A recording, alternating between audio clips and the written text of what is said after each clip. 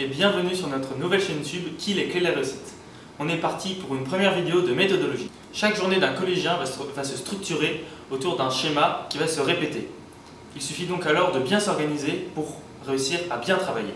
Nous allons commencer par cette partie.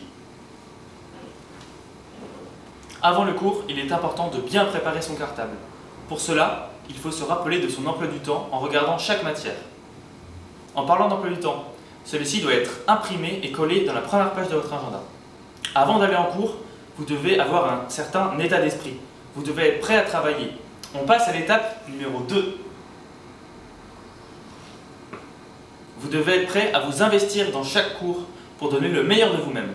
Ceci va vous apporter plusieurs avantages.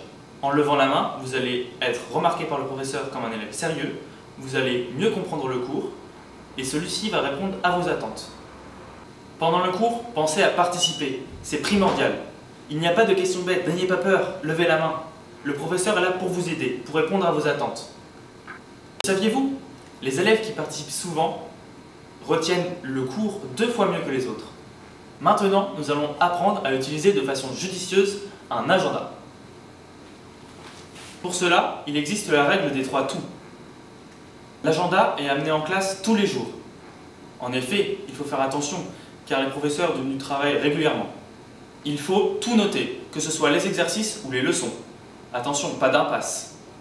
Il y a aussi une notion de temps, il faut tout noter, mais tout de suite.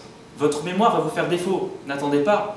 Nous allons maintenant apprendre à planifier ces révisions, que ce soit pour effectuer des contrôles ou alors ces exercices. Pour cela, il existe le court terme.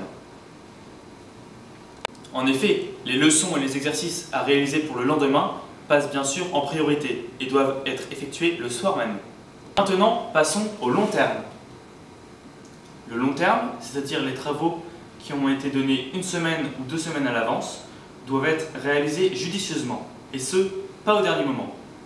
En effet, tu dois t'organiser pour répartir ton travail et l'effectuer les jours où tu n'as pas de travail, c'est-à-dire le week-end ou alors un jour en semaine.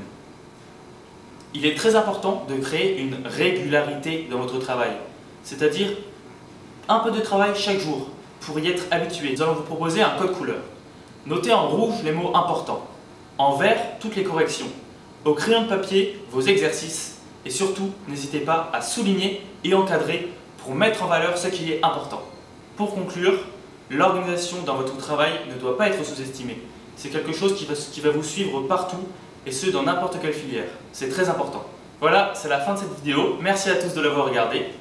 Vous pouvez aussi nous retrouver sur Facebook si vous voulez suivre notre actualité, sur notre site web pour des fiches de cours, sur Snapchat et aussi n'oubliez pas de vous abonner à cette chaîne YouTube et bien sûr de lâcher un grand pouce bleu.